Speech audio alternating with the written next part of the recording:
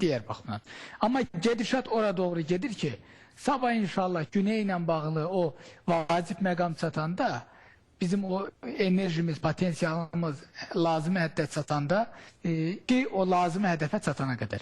Biz de inşallah onu eləyirik ve eləyəcəyik. Ben o rol oynayayım, siz de inşallah hoş haber olun. Ama bakın Türkiye'de İran'dan Türkiye'nin daxilinə televizyon açır, radyo açır, dini misyonerler gönderir, pul gönderir, casus gönderir, adam hazırlayır. Orada Şiə-Sünni davasını salmağa çalışır. Ələvlərə bir tərəfdən güya Ələvi tərəfdarı deyil, Ələvlərin evini İran dövləti özü yıxır. Amma orada olur onun qardaşı. Hər iş eləyir. Türkiyə gəlir onun qarşısında Fars televizyonu açır. Qardaşım, və bu Türk televizyonunu yatsmısan, Azərbaycan türkçəsində bir televizyonunu yatsmısan, onu da eləmir. Avaz televizyonu açır, səhərdən axşama çoxunu Fars musiqisini qoyur ora. Bilirsiniz. Yəni, bunları görməliyik biz. Nəysə, sizin xoş xəbərinizi inşallah həmişə xoş xəbər olasınız. Ümid verici bir söz dediniz ki, inşallah o təbəqə böyüsün və təsirini buraxsın. Biz də sözü yox, əməli görmək istəyirik. Sözdə mənə qardaş deməsin, sözdə desin ki, biz yap bilə uzaq. Əməldə, yəni praktik olaraq bizə bir iş görsün. Özünün də xeyrinədir. Hər halda Güney Azərbaycan orada güclənib bir dövlət qurursa, Türkiyənin ziyanlı olmayacaq, o da Türkiyənin xeyrinə olacaq. O da Türkiyə ilə əl-ələ verib məntəqədə daha böyük bir gücə sahib ola bilərlər. Amma inanmıram ki, Kürdlə, Ərəblə, nə bilim, Suriyədəki İxvan-ı Müslüminlə Türkiyə bir yerə çata bilməyəcək. Tarixdə də onlar arxadan vuran elə o İxvan-ı Müslümin babaları olubdur. Buyurun. Buyurun Nəsib bəy.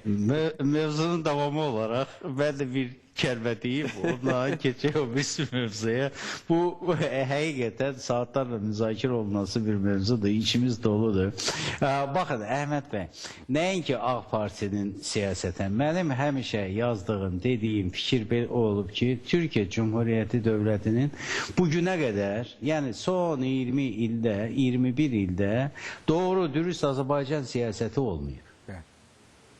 Bu tek Kuzey Azerbaycan'a ait değil, aynı zamanda Güney Azerbaycan'a aittir. Mesele ondadır ki biz indi özümüz deyip özümüz eşidirik. Kaş ki bunu deyək ki Türkiye televizya kanallarına deme imkanımız olaydı. Kaş ki deyək ki Türkiye'deki bir konferansta onlara demek imkanımız olaydı. Ve bizim indi dostlarımız bu verilişin nəticəsində düşünəcəklər ki, bunlar dostluqdan danışdılar, qardaşlıqdan, strateji müttəfiqlikdən danışdılar. Amma elə Türkiyəni pisləməklə məşğul oldular. Əlbəttə ki, o belə deyək, diqqətli izləyici onun fərqində olacaq. Əlbəttə ki, onlar görəcəklər ki, bu hamımızın içimizdən gələn bu istəklərdir və bu hər iki tərəfin xeyrinə olan bir məsələlərdir. Amma bu düşmən dediyimiz bir ölkələrə də biraz bir həm vaxt saxlayaq, həm də deməli sözümüz qalsın deməyə. Çünki zaman çox sürətlə gedir. Baxın, bu ötən həftələrdə danışdığımız mövzulardan birisi Gürcistan idi. Onu dedik ki, Gürcistan bizim qonşumuzdur. Avropaya pəncərədir və s. və ilaxırı. Və zamanla dost olur, zamanla soyuq olur, zamanla Rusiyanın əlaltısı olub və s. və ilaxırı. Amma bu zaman kəsiyində maraqlarımız üst-üstə düşdüyü üçün Kuzey Azərbaycanla Gürcistan arasında elə bir problem olmuyor. Avropaya pəncərə dediyimiz həqiqətən də bizim üçün bir pəncərədir. Bu Güney Azərbaycandan bəlkə görünmür, bilinmir coğrafyadan dolayı. Amma Kuzey Azərbaycan həqiqətən o geopolitik, o mühasirədən çıxmağın yeganə yolu budur və onun fərqindədir. İndi ötən həftə Araz bəy biz Avropa dəyərlərini geniş müzakirəyə, təxminən 3 saatlıq bir müzakirə oldu. Çox da gözəl bir məncə müzakirə oldu və 2 dəfə hətta danışdıq. Ötən dəfə 3 saat, ondan əvvəlki dəfə də 1-2 saat nə qədər danışdıq və bizim Avropaya münasibət məsələmizin strateji məsələ olduğunu və dərk olunmuş bir belə deyək, bu tələbat olduğu kimi algılanmalıdır, ona yanaşmaq lazımdır və biz deməli söhbətimizdə dedik ki, bu hissiyat tərəfini bir yana qoyaq, bu rasional düşünməliyik.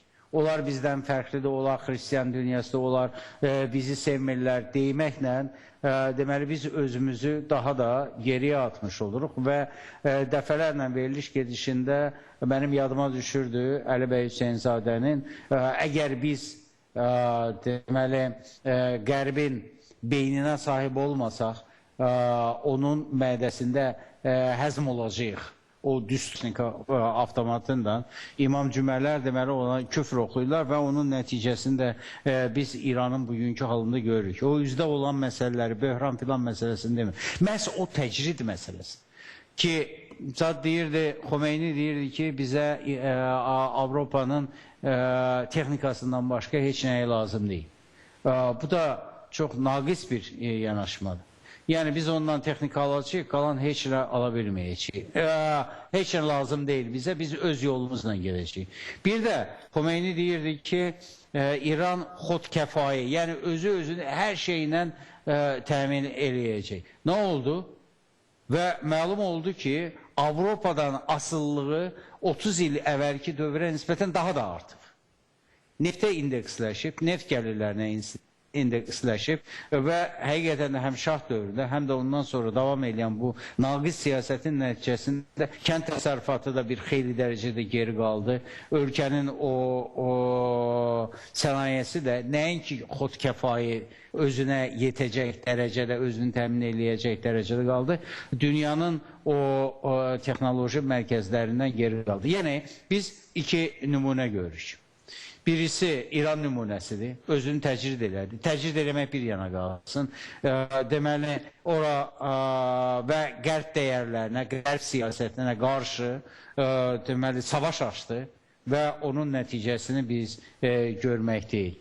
Ya da deyək başqa ölkələr ki, o qərblə, ya Türkiyənin özünü götürək. Bugün əlbəttə ki, Türkiyədə Türkiyənin gələcəyi ilə bağlı o qayğılar var, şübhələr var. Yəni, bu aparılan o siyasətin nəticəsindən bağlı türban məsələsi, digər məsələləri. Amma həqiqətən də iki ölkənin birisi qərblə əməkdaşlıq elədi, qərb dəyərlərini qəbul elədi. Əlbəttə arzu olunan səviyyədə də deyildi. O birisi də ondan deməli özünü təcrid elədi. Araz bəy qısa şəkildə bunu da deyin, sonra nəhayət keçək bizim bu anons verdiyimiz bu düşmənlər kimdir axı? Onu deyək. Gürcüstan təbii ki, Azərbaycan üçün, bölünmüş Azərbaycan üçün xüsusilə əhəmiyyət daşıyır. Yəni, ümumilikdə götürəndə bütöv Azərbaycan üçün də Gürcüstan quzeydən gələn təhlükənin Cənubi Qafqazdakı ilk nöqtəsidir. Yəni, Cənubi Qafqazın ən şimal ərazisidir Gürcüstan. Bu baxımdan bütövlükdə Azərbaycan üçün əhəmiyyət daşıyır, şimaldan gələ biləcək təhlükəyə qarşı müdafiə mənasında. Amma bölünmüş Azərbaycanın ki, güneyi artıq müstəqil deyil. Bu mənada quzeyin istər Türkiyə ilə rabitəsini təmin etmək baxımından, istər Türkiyə vasitəsindən və ya Qaradəniz vasitəsindən qərbə, dünyaya çıxışda Gürcüstan strateji əhəmiyyət daşıyır. Bu mənada əgər biz baxsaq, əslində soyuq müharibədən sonra bu əhəmiyyət konkret layihələrlə də oturuşub. Yəni, biz haqqında dəfələrlə artıq danışmışıq. Siz də yəqin ki, verilişlərimizdə toxunmuşsunuz. Bakı-Tbilisi-Ceyhan, Bakı-Tbilisi-Erzurum, indi bu TANAP layihəsi çəkiləcək və yaxud Bakı-Tbilisi-Kars dəmir yolu xətti, elektrik şəbəkəsinin qurulmasından söhbət gedir. Yəni, bütün sahələr üzrə ticarət, iqtisadiyyat, siyasət, biz hərbi, siyasi əməkdaşlığı üzrə müxtəlif vaxtlarda toplantılar keçirilib, prezidentlər arasında. Yəni, iqtisadi əməkdaşlıq və enerji əməkdaşlığı potensialının xeyli hissəsini reallaşdırıb, siyasi hərbi əməkdaşlıq reallaşdıra bilməyib. Bunun da xeyli səbəbləri var. Rusiya amili burada həll edicidir. Türkiyə, Gürcüstan və Azərbaycanın bu istiqamətdə müəyyən məsələlərə fərqli yanaşması o da təsir eləyir. Yəni Rusiya amilinin nəzərə alınması